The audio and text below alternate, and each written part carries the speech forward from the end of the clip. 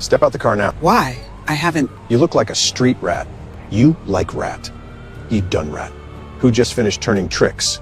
Who the hell do you think you're talking to? I'm a somebody what? You're a somebody?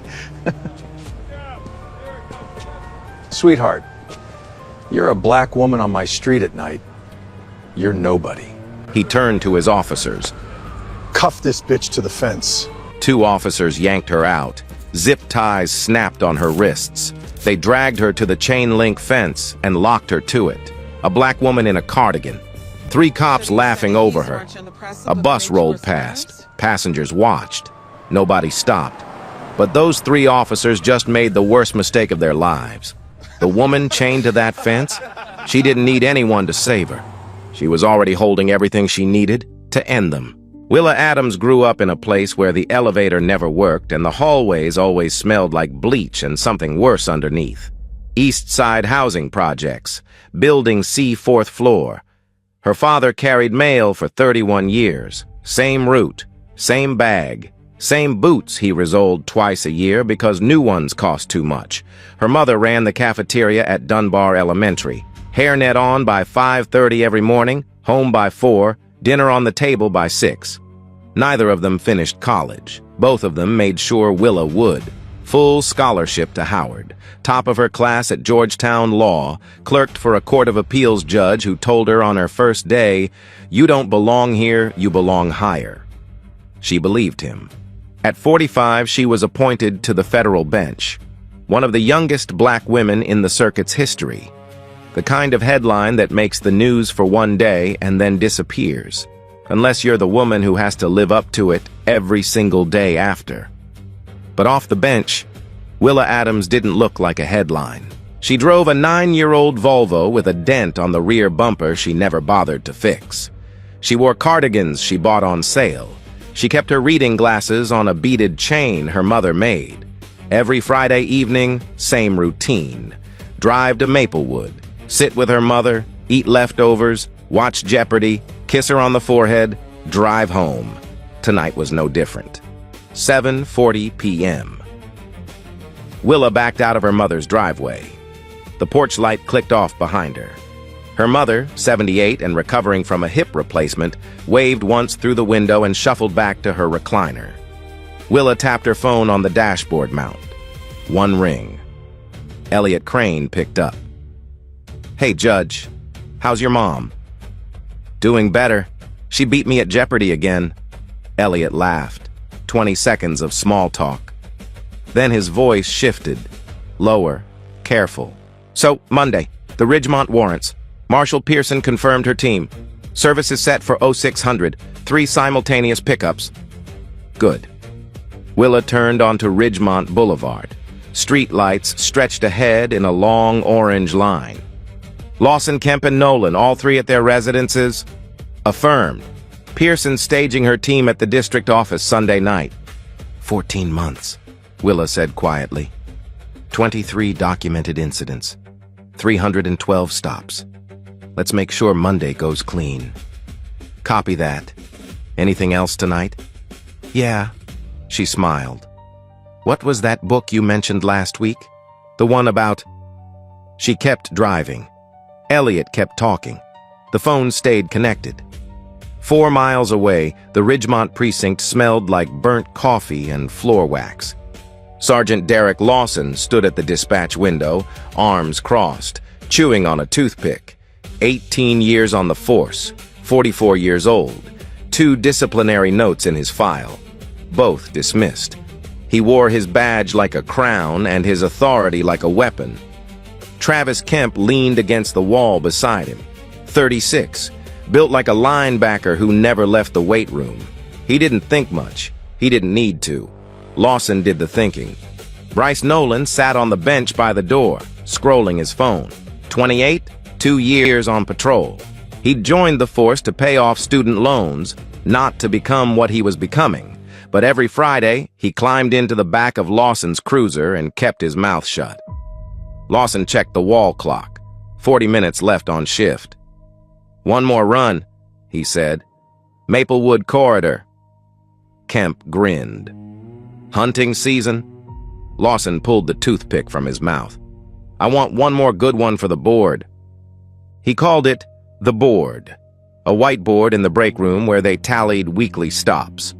Unofficial, unrecorded. Lawson's name was always on top. He'd made sure of that for 3 years running. Nolan slipped his phone into his pocket. He didn't say anything. He never did. They walked out into the warm evening air. 3 doors slammed. The cruiser pulled out of the lot and turned east, toward Maplewood, toward a 9-year-old Volvo with out-of-county plates, toward a woman in a cardigan who had already signed their fate. Willa saw the lights before she heard the siren. A single chirp, short, sharp.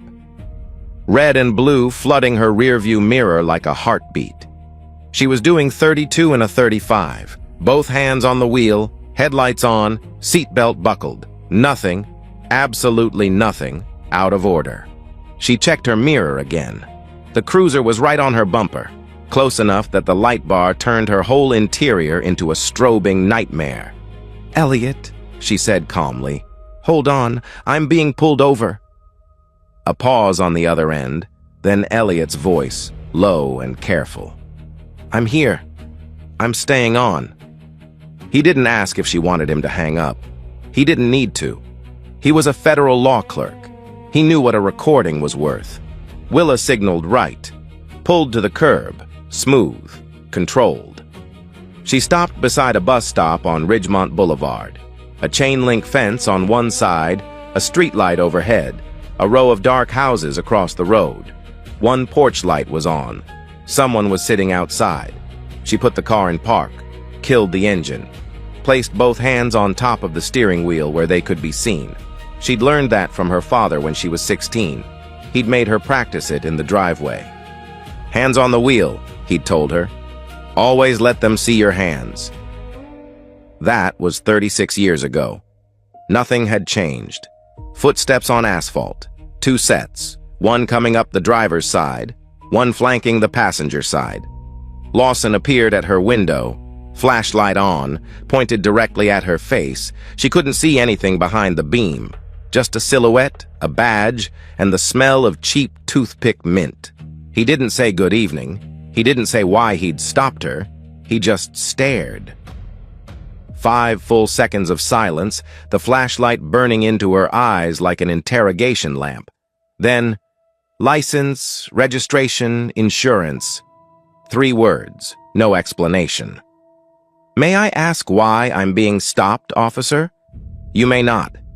He tilted the flashlight. "License? Registration? Insurance? I'm not gonna ask again." Willa reached slowly toward the glove box. She narrated every movement, the way her father had taught her. "I'm reaching for my glove compartment. My registration and insurance are inside." She handed him 3 documents. Her driver's license read, Willa D. Adams. No title, no indication. Just a name, an address, and a photo of a woman who could be anyone. Lawson studied the license, looked at her, looked at the license again. Out-of-county address. He turned it over like he expected to find something written on the back. "Stay here," he said. Not a request, an order. He walked back to the cruiser.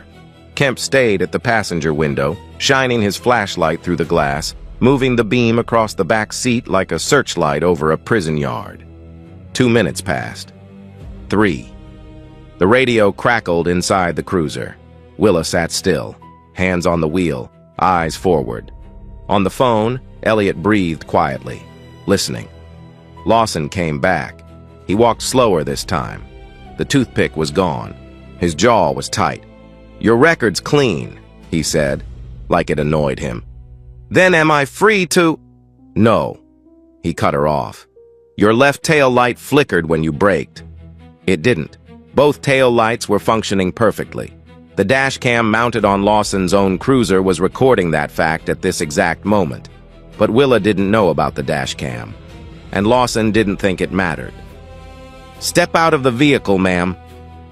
"Officer, my tail lights are fine. I had the car inspected." "I said step out." His voice dropped half an octave. Don't make me say it a third time. Willa paused. One breath, two. She opened the door, stepped onto the curb. The asphalt was still warm from the day's heat.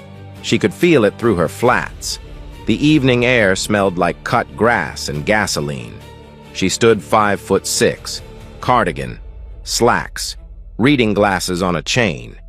She looked like she was on her way home from a book club, because that's exactly the kind of life she lived when she wasn't sitting behind the bench.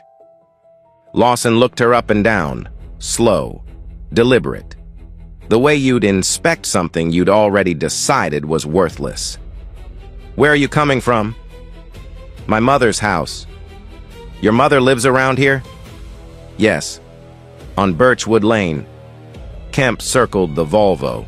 His flashlight swept through the windows, front seat, back seat, floor mats. He pressed his face close to the glass and cupped his hand around his eyes. Nice briefcase in the back, Kemp said over the roof.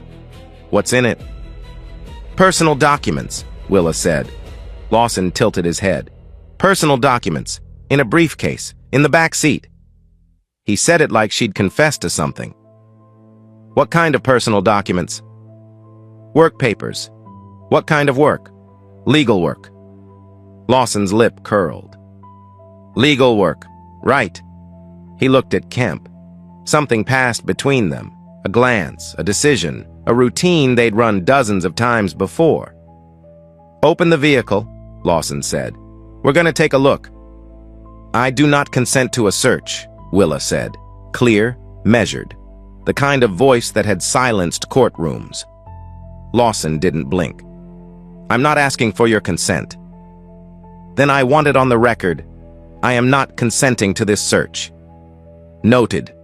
He turned to Kemp. Check it. Kemp opened the passenger door. He didn't put on gloves. He reached across the seat, grabbed the leather briefcase, and yanked it out. The clasp popped open. Papers spilled across the passenger seat. Case summaries, docket schedules, a manila folder stamped in red, sealed, U.S. District Court. He picked up the sealed folder, flipped it open, thumbed through the first 2 pages. Procedural language, case numbers, paragraphs of legal text that meant nothing to him. The 3rd page, the one with 3 names and 3 arrest warrants, was underneath. He didn't reach it. Bunch of legal crap, Kemp said. He tossed the folder back onto the seat like it was junk mail. Then he found the pill bottle, small, orange, prescription label. Willa's name printed on the side. Blood pressure medication. The kind half of America over 50 takes every morning. Kemp held it up between 2 fingers, shook it. The pills rattled like evidence. Sarge, got something. Lawson walked over, took the bottle, read the label slowly, like a man who wanted to find something wrong and couldn't. What is this? My blood pressure medication, Willa said. Prescribed by my doctor. My name is on the label. Lawson pocketed the bottle. We'll verify. That is my prescribed... I said we'll verify. He stepped toward her, close enough that she could smell the coffee on his breath. You know what I think?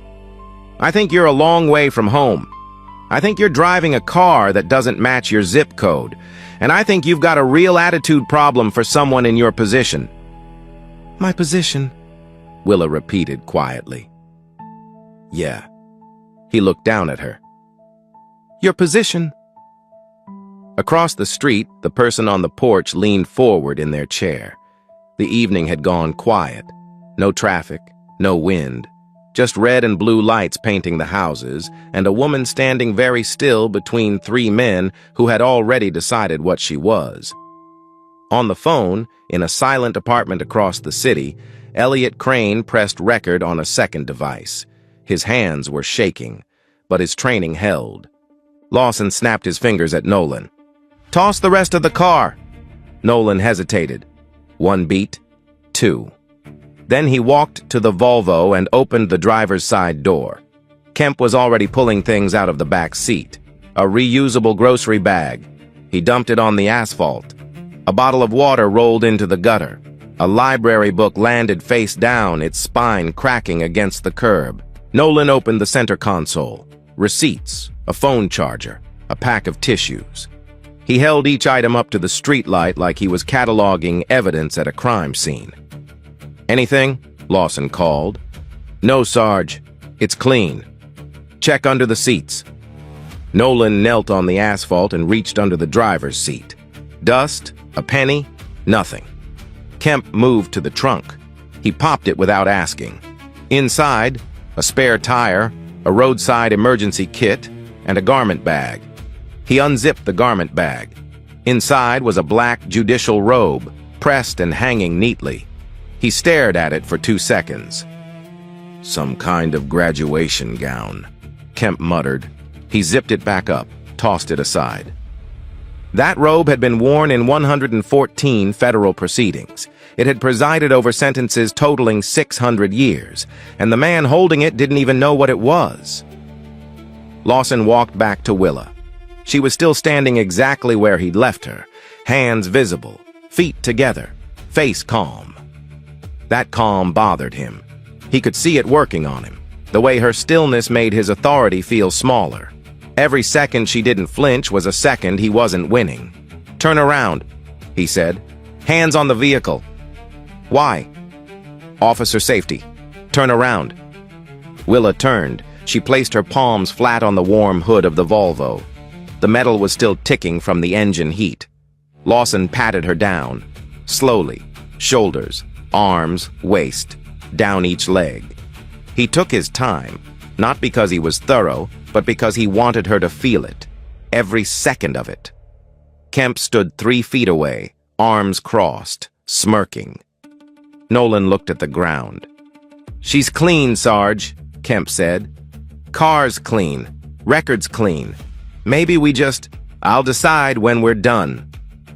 Lawson stepped back, pulled a zip tie from his belt, not handcuffs, a zip tie.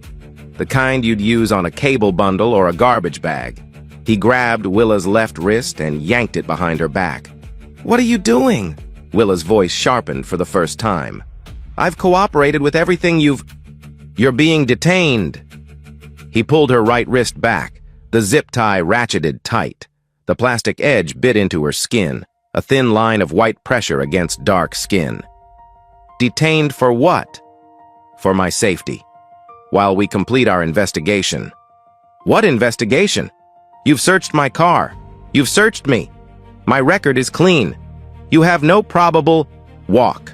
He gripped her arm above the elbow and steered her toward the chain-link fence beside the bus stop. 6 steps. 7. Her flats scraped against the sidewalk. He pushed her against the fence. The metal diamonds pressed cold into her back and looped a second zip tie through her restraints, threading it through the chain link. He pulled it tight.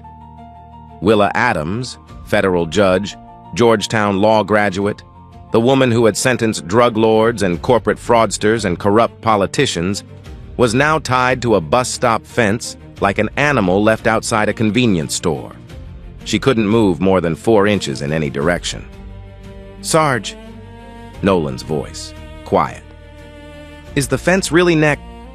"She's fine." Lawson didn't even turn around. "Go run her plates one more time." Nolan opened his mouth, closed it, walked back to the cruiser. The street was quiet. A dog barked somewhere behind the houses. The street light above buzzed, the low electric hum of a bulb that needed replacing. A bus came around the corner, Route 34. It slowed as it approached the stop, then the driver saw the cruiser, the lights, the woman on the fence. The bus didn't stop. It rolled past at 10 miles an hour. Through the windows, a dozen faces turned, eyes wide, mouths open, phones out. Nobody got off. The bus kept going. Its taillights disappeared around the bend, and the street was quiet again. Lawson planted himself in front of Willa. He put one hand on the fence above her head and leaned in. Close. Too close. She could smell the coffee and the mint and the leather of his belt. "You know what your problem is?" he said. Casual, conversational, like he was giving advice. Willa said nothing. "Your problem is you people always make it harder than it has to be. Just cooperate. Say yes, sir. No, sir. Keep your head down. But no. You gotta have an attitude. You gotta act like you're somebody. He shook his head. And then you wonder why this happens. If you people would just cooperate, he said, none of this would ever be necessary. He said it the way a man says something he's said 100 times before. Practiced. Comfortable. A philosophy he'd built his entire career on. Willa looked at him. Straight into his eyes. She didn't blink. She didn't cry. She didn't beg. Are you finished? She said. Lawson stared at her. Something flickered behind his eyes. Not guilt, not doubt. Irritation. The kind of irritation a man feels when the thing he's trying to break refuses to break. He stepped back, pulled out his phone. $20 says she's got a prior we missed. Kemp laughed.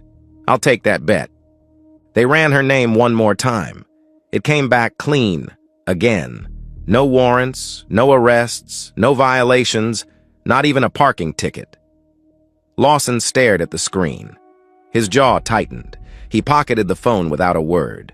200 feet away across the street, the person on the porch had stopped rocking in their chair. They were holding their phone up, horizontal, recording. They'd been recording for the last 5 minutes. The red light on the screen blinked steady in the dark.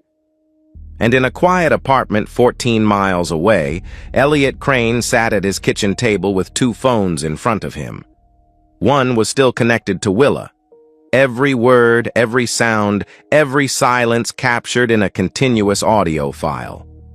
The other had sent a text message 11 minutes ago. The message read, Judge Adams detained by Ridgemont officers. 3 males. Active recording. GPS location attached. The recipient was U.S. Marshal Denise Pearson. Pearson's team, 4 marshals and 2 vehicles, had been staging at the district office for Monday's warrant service. They were 15 minutes away. 11 minutes had already passed. They were now 4 minutes out. Headlights, 2 sets, moving fast down Ridgemont Boulevard. No sirens, no flashers, just the low, steady growl of engines, the kind of sound that doesn't ask for attention but takes it anyway. Lawson noticed first. He squinted past the cruiser. 2 black SUVs, government plates, tinted windows, antennas on the roof. The hell is this? Kemp turned. Nolan stepped closer to the cruiser like he was thinking about getting inside. The SUVs pulled in behind the patrol car. Clean, precise. The kind of formation that comes from training, not habit. 4 doors opened at once, synchronized, mechanical, and 4 figures stepped out. Tactical vests, holstered sidearms, 3 white block letters across every chest, U.S. Marshal. Lawson straightened up, adjusted his belt, puffed out his chest the way he always did when someone new showed up at his scene. He owned this street. He owned this stop. He owned the woman on the fence. That's what he believed. The lead marshal walked forward. A black woman, mid-40s, badge on her vest, eyes already moving, scanning the ransacked Volvo, the papers on the ground, the library book with the cracked spine, the grocery bag in the gutter, then the fence. The woman zip-tied to it. Her expression didn't change, but her pace did. She walked faster. Lawson stepped into her path, chest out, chin up, blocking. This is an active traffic stop, he said, voice loud enough for everyone. Whatever you need, it can wait. You need to... Sergeant Derek Lawson. She said his name. Not a question, not a greeting, a statement. The way a clerk reads a charge in open court. Lawson's jaw stopped moving, his eyes narrowed. She shouldn't know his name. There was no reason, no possible reason, for a U.S. Marshal to know the name of a patrol sergeant on a Friday night traffic stop in a neighborhood nobody important ever came to. Unless... Something cold moved through his chest. He didn't know what it was yet. But his body knew. His body was already 2 steps ahead of his brain. I'm U.S. Marshal Denise Pearson. She held her credentials up, steady, unhurried. Step away from the detainee. Now hold on, Marshal. I don't know what you think is... I didn't ask what you think. I said step away from the detainee. Now. Lawson stepped back. His boots scraped the curb. He didn't decide to move. His legs just did it. Something in her voice left no room for the word no. Pearson walked past him, past Kemp, who stood frozen with his arms half-crossed like a mannequin someone forgot to finish posing, past Nolan, who had gone so pale he looked like a different person. She walked straight to the fence. Willa Adams stood there, wrists red, cardigan twisted sideways, reading glasses hanging crooked from the chain around her neck. She hadn't moved since they tied her. She hadn't needed to. She'd been waiting, not hoping, not praying, not wishing, waiting. The way a person waits when they already know the ending. Pearson pulled a blade from her vest. She cut the zip tie connecting Willa to the fence first, then the one around her wrists. 2 cuts, 2 snaps.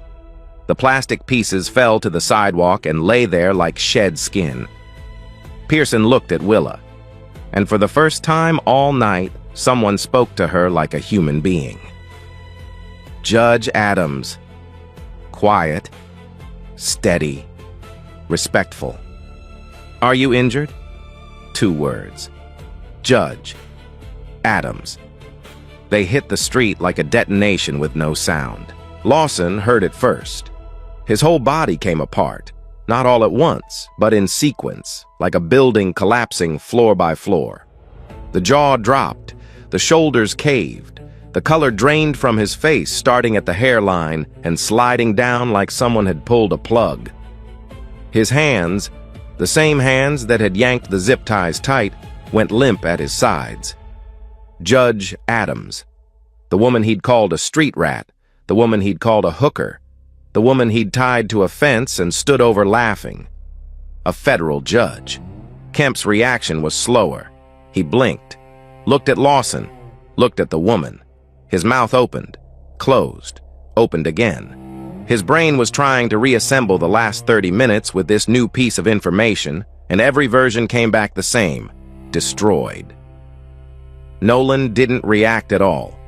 He stood by the cruiser with his hands at his sides and his chin on his chest. He looked like a man watching the last door in his life close and knowing he was the one who locked it. Willa rubbed her wrists.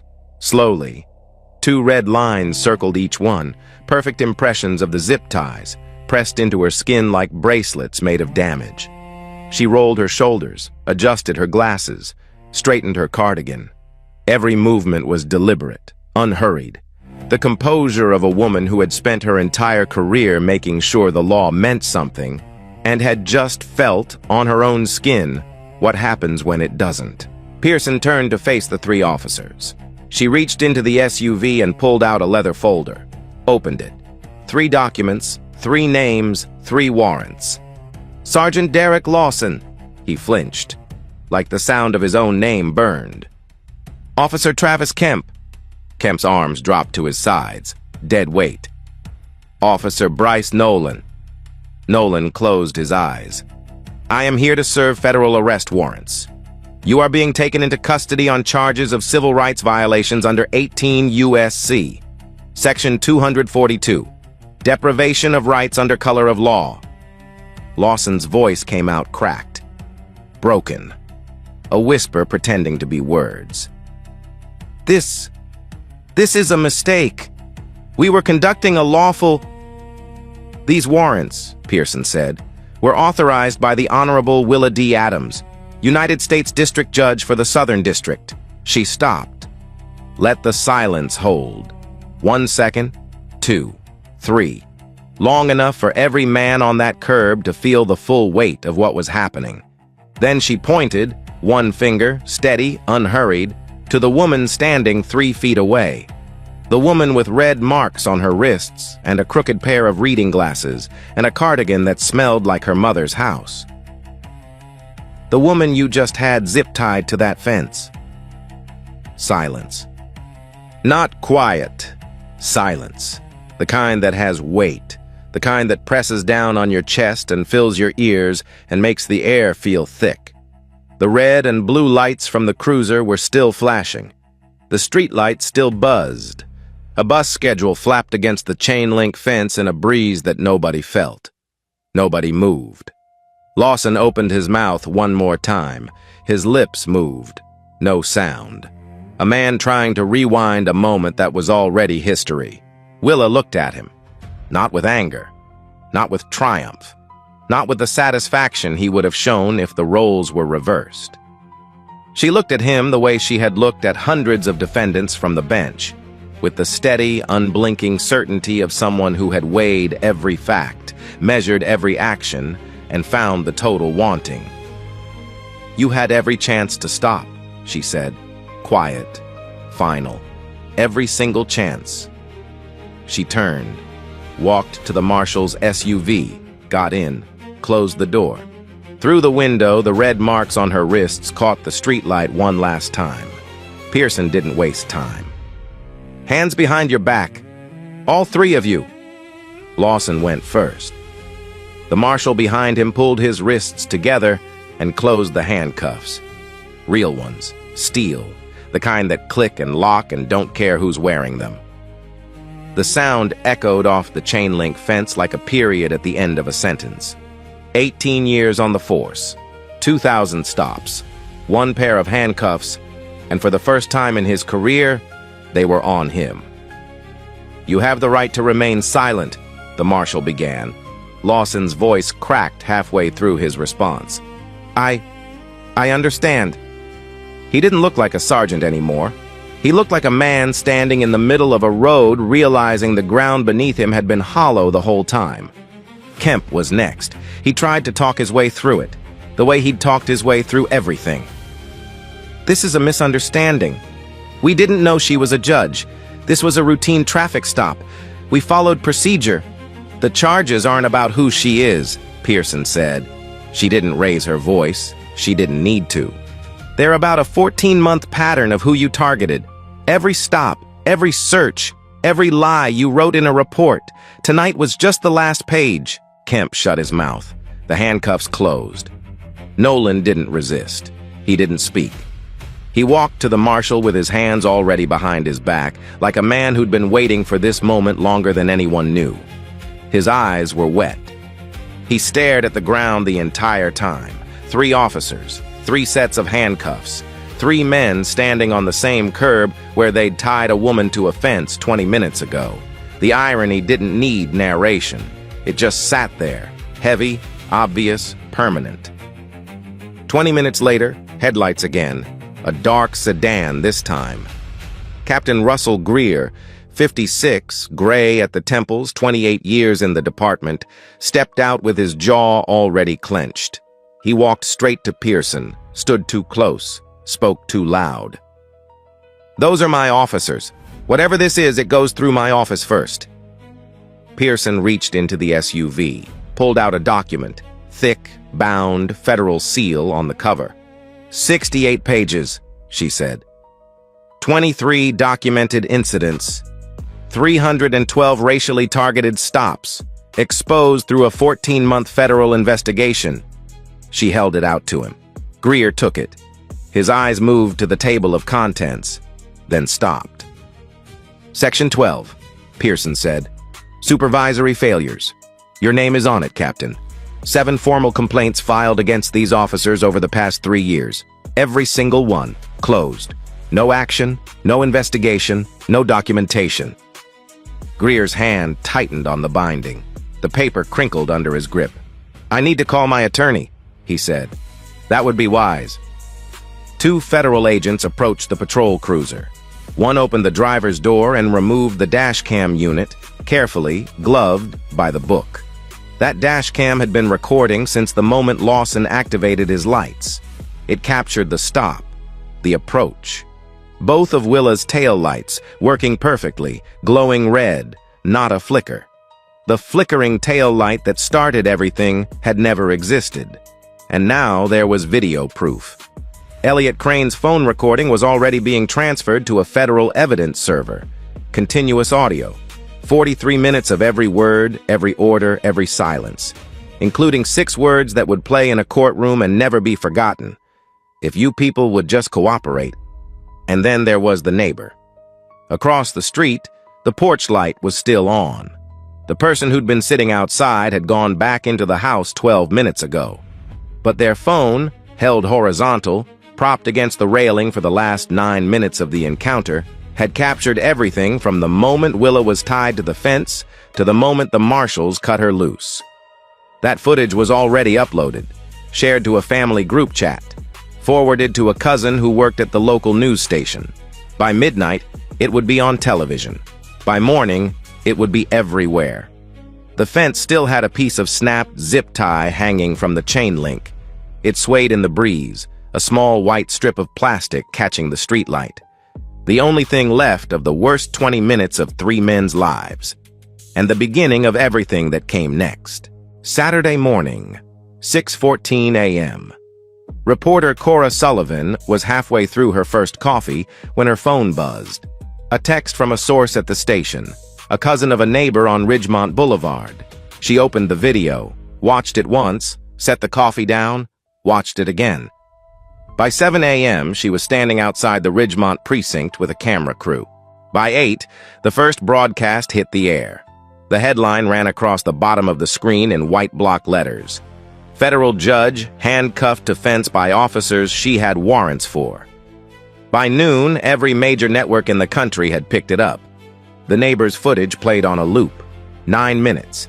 A woman in a cardigan, zip-tied to a chain-link fence. 3 officers standing over her, one of them leaning in close, mouth moving. The audio wasn't great. Wind, traffic, distance, but you could hear enough. You could hear the tone, you could see the body language, and you could see the moment the marshals arrived, cut the zip ties, and the woman walked away without looking back. 14 million views in 48 hours. The image of Willa Adams standing at that fence, shoulders straight, chin level, glasses crooked on the chain around her neck, became something bigger than a news story. It became a symbol. People printed it on T-shirts. Artists painted murals. Someone projected it onto the side of City Hall on a Tuesday night, and the city didn't take it down for a week. Captain Russell Greer held a press conference Saturday afternoon. It lasted 4 minutes. He stood behind a podium with the department logo behind him and called the incident an unfortunate coincidence. That was the worst thing he could have said.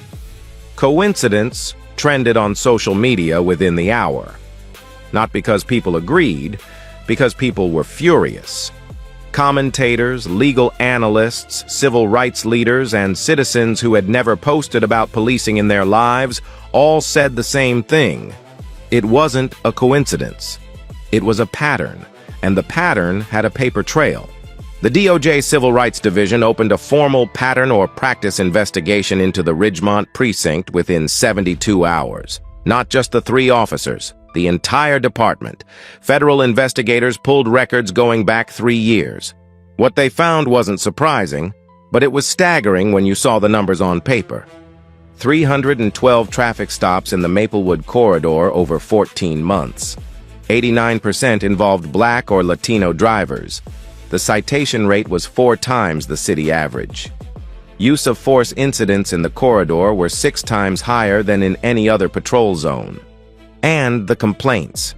31 formal complaints filed against Lawson, Kemp, and Nolan, individually and collectively, over 3 years. Every single one had been closed by Captain Greer's office. No interviews conducted, no body camera footage reviewed, no disciplinary action taken. Dismissal rate, 100%, 3 months later. Federal courthouse, different city, different judge. Willa Adams sat in the 3rd row of the gallery, not behind the bench, in the audience. She had recused herself the morning after the incident. She was a witness now, not a judge. She wore the same cardigan. Attorney Glenn Harwell represented all 3 officers. He was expensive, experienced, and running out of options before opening statements finished. His defense was simple. They didn't know she was a judge. This was a case of mistaken identity and poor judgment, not criminal conduct. The lead prosecutor, a DOJ attorney named Claire Brennan, stood up. She was calm, measured. She looked at the jury the way a teacher looks at a class before delivering the lesson that matters most. "Counsel is right about one thing," she said. "They didn't know she was a judge." She paused. That's exactly the point.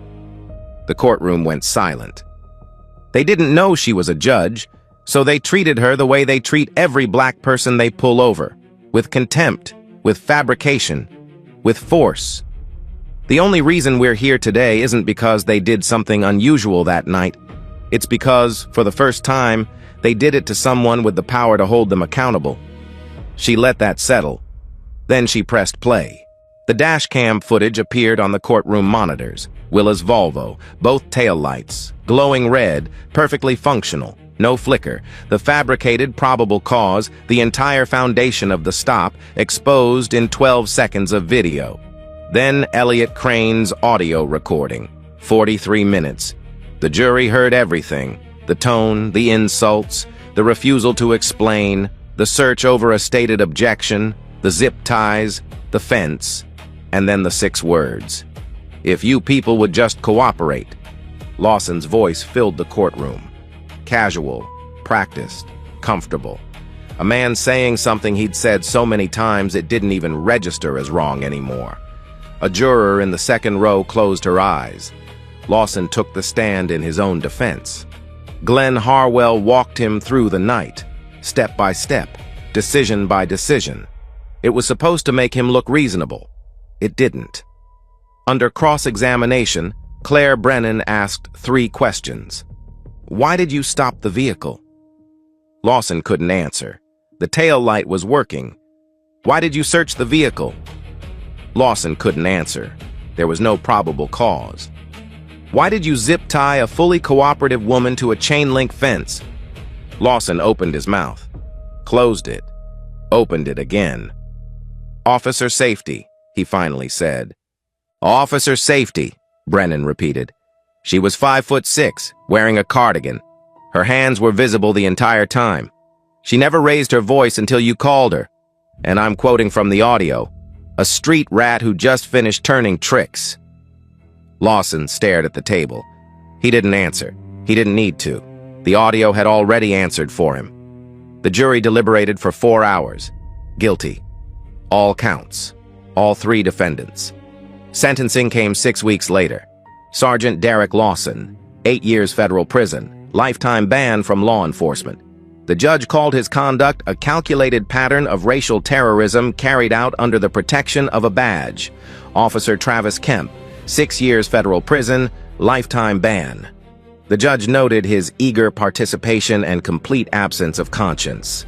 Officer Bryce Nolan, 3 years federal prison. His sentence was reduced. He had cooperated fully with the investigation, provided testimony about the precinct's unofficial quota system, and detailed Lawson's direct instructions to target minority drivers in the Maplewood corridor. Captain Russell Greer, forced resignation, charged separately with obstruction and supervisory negligence, facing 2 to 4 years. The city of Ridgemont entered a federal consent decree. The kind of agreement that means a court now watches everything you do.